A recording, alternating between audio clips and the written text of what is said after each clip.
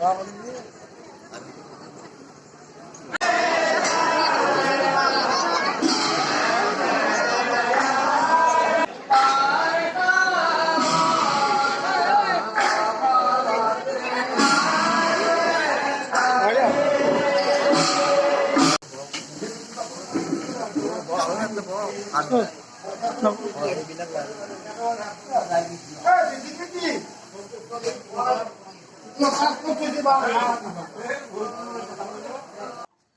back to my YouTube channel program guys মোৰ video যদি প্ৰথমবাৰ পৰা চাইছে তেনেহলে স্বাগতম জনাইছো যদি আগৰ পৰা চাই তেনেহলে ধন্যবাদ ধামদলে কি গম পাইছে যে আজি দেৱদামোদৰ দেৱৰ উৎসৱ হয় তো তাৰ বাবে দেৱদামোদৰ দেৱৰ উৎসৱ উপলক্ষে 524তম পুৰাবিতা সত্ৰত আমাৰ সত্ৰ হয় সেই সত্ৰত দেৱদামোদৰ দেৱৰ তিথি পালন কৰিব তো লাখ লাখ মানে হাজাৰ হাজাৰ মানুহৰ মাজত লাখ লাখ লাড়ু বিতৰণ কৰা হয় তো আপোনালোক মই মোৰ পেজত আপলোড কৰিছিলে গোটেইখিনি মানে লিখিছিলোঁ কেনেকৈ কি হয় তো আজি হ'ল যাবলৈ ওলাইছোঁ মোৰ ঘৰৰ পৰা প্ৰায় 2-2.5 কিলোমিটাৰমান হ'ব কেনেকৈ কি কৰিম গোটেইখিনি আপোনালোকৰ লগত শ্বেয়াৰ কৰিম আৰু তাৰ পৰিৱেশ দেখুৱাবলৈ চেষ্টা কৰিম ভিডিঅ'টো শেষলৈকে চাই থাকিব লগা যে তো গাইছ গৈ আছোঁ ভাইটিৰ লগত আৰু এইখন হ'ল আমাৰ ইফালৰ গেট আমাৰ ঘৰৰ ওচৰৰ গেট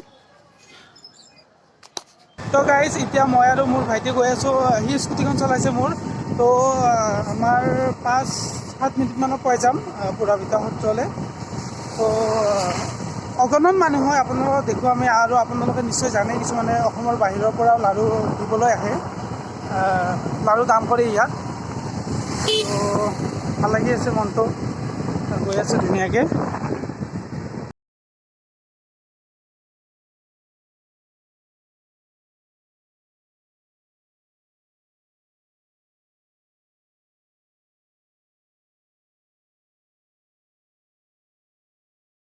মেইনকুটে আমি যাব ওলাইছিলোঁ কিন্তু ঠেলা মানে মানুহ অগণন হয় তাৰ বাবে গাড়ীৰ জামো লাগি যাব পাৰে তাৰ বাবে কি কৰিলে অলপ আগেৰে আৰু এটা ৰাস্তা আছে ঢাকুৰাপাৰা বুলি কয় ঢাকুৰাপাৰা ইফালেদি গৈ এনেকৈ পাৰ্কিং কৰিব পাৰি মানে বাহনবোৰ আৰু তো গৈ আছোঁ এতিয়া বেলেগ ৰাস্তা তাৰে মেইন ৰাস্তাত যাব নোৱাৰিলোঁ আপোনালোকে বহুতে হয়তো এড্ৰেছটো নাজানিব পাৰে পুৰাবিতা সত্ৰৰ হাজোৰ পৰা ৰামদিয়া আহিব লাগিব ৰামদিয়াৰ পৰা মিনিমাম 2-3 কিলোমিটাৰমান 2.5 কিলোমিটাৰমান আহিলে পাই যাব পুৰাবিতা সত্ৰ তো এইবছৰ আহিব নোৱাৰিলেও অহা বছৰ আহিব প্ৰত্যেক বছৰে হয় তো চাওক যাম অলপ পিছত আৰু হ'ব সেইকাৰণে বেলেগ ৰাস্তা দি দিছে যাবৰ কাৰণে আৰু এই বাবুটোক চাওকচোন সিও যাব ওলাইছে দৰ্শন কৰিবলৈ আৰু ইয়াত আছে চিকিৎসা বিভাগ তো এয়া আহি পালোঁ আৰু এই বিল্ডিংটো নতুনকৈ বনাইছে তো গৈ আছোঁ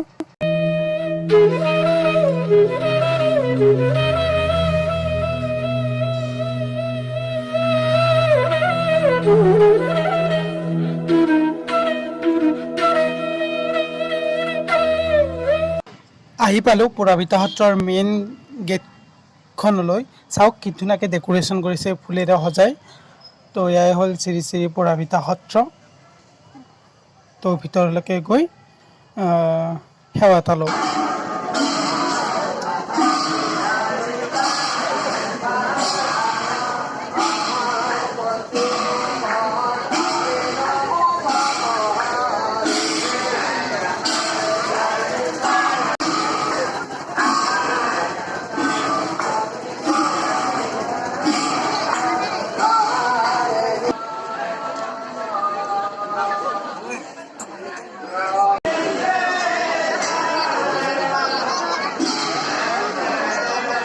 এইখিনি মানুহ কমেই আৰু হ'ব অলপ দেৰিকৈ আৰু এনেকৈ আমি সেৱা লওঁ তো এয়া চাওক পৰিৱেশ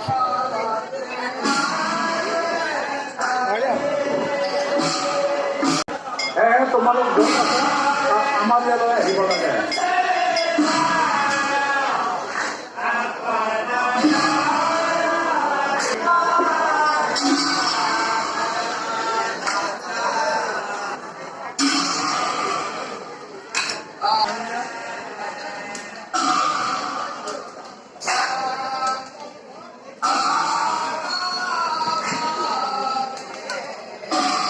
আপোনালোকে নিশ্চয় দেখি আছে 524তম দেৱদামোদৰ দেৱৰ তিথি পুৰাবিতা সত্ৰত তো এতিয়া কম মানুহে হৈছে। এতিয়া বাজিল 11টা 12টা এটামানত অসংখ্য মানুহ ইয়াত মানে যিখিনি এৰিয়া আছে এইখিনি নধৰা হৈ যায়, ঠেলা হেঁচা লাগি যায়। কিন্তু আমি কি কৰোঁ, প্ৰথমতে মানুহ নোহোৱা আগতে আহি সেৱা কৰোঁ, দৰ্শন কৰি অলপ দেৰিকৈ লাড়ু ল'ব আহোঁ। তেতিয়া মানে সুবিধা হয়, তাতে গৰমো বহুত। যদি মানে কি আৰু যদি মনত ভক্তি আছে তেন মানে সেইটো ফিল নহয় গৰম বা ঠেলা হেঁচা সেইটো। কিন্তু অলপ দেৰিকৈ ইয়াত মানে অসংখ্য মানুহ হয়। মই যদি থাকোঁ নিশ্চয় আপোনালোকক দেখুৱাবলৈ চেষ্টা কৰিম ভিডিঅ' কৰি মানুহৰ মানে পৰিৱেশটো কিমান হয়। আপোনালোকে মানে হতভম্ব হৈ যাব আৰু ক'ব গ'লে। কবিতা সত্ৰৰ মেইন বুলি ক'ব গ'লে লাড়ুৱে হয়। লাড়ু দান দিব পাৰি। লগতে ইয়াত যিমান সেই দৰ্শনাৰ্থী আহে বা মানুহ আহে, হাজাৰ হাজাৰ মানুহ লাখ লাখ লাড়ু বিতৰণ কৰা হয়। মই কৈছোঁ আপোনালোকক। তো মই লাড়ুখিনি দেখুৱাবলৈ চেষ্টা কৰিম কমিটিৰ ফালৰ পৰা। মোৰ বেক চাইডে যে বিল্ডিংটো দেখিছে তাতে লাড়ুবোৰ থৈ দিছে। আগতে এইটো ৰুমত থৈছিল, কিন্তু সেই বিল্ডিংটো বনোৱাৰ পৰা তো তাতে থোৱা হৈছে। তো গাইজ মই গৈ পিনে যদি দেখুৱাব দিয়ে বাৰু মই আপোনালোকক দেখুৱাম। তেতিয়া আপোনালোকক মানে প্ৰমাণটো দিব পাৰিম হয় নে নহয়, যিবোৰে মানে দেখা নাই আৰু ইয়াত আহি।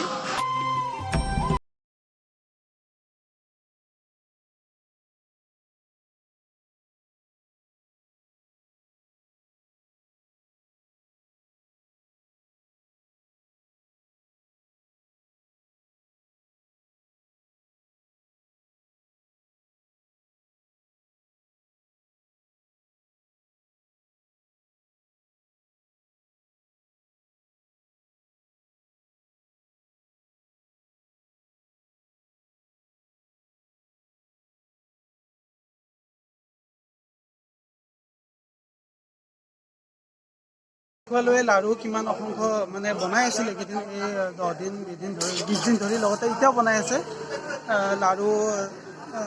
আজি দামোদৰ তিথি হয়, 7 বহাগ 6 মানে তাৰ 6 তাৰিখলৈকে লাড়ু আহি থাকে বুলি জানো। তো দেখিছেই দেখুৱালোঁ। এতিয়া আৰু বেলেগ দেখুৱাব লগা নাই। এতিয়া ঘৰত যাম। ঘৰত যিহেতু মেলা চলি আছে, আপোনালোকৰ লাষ্ট ব্লগত দেখুৱালোৱেই ভঠেলি মেলা। তো গাইজ এইখিনি আৰু দেখুৱাব লগা নাই। পিছত যদি আহোঁ তেনেহ'লে আপোনালোকক নিশ্চয় দেখুৱাম। তো আজিলৈ মোৰ ব্লগটো ইমানেই। যদি ভাল পাইছে like comment share and subscribe কৰি দিব। তো গাইজ টেক কেয়াৰ, বাই বাই।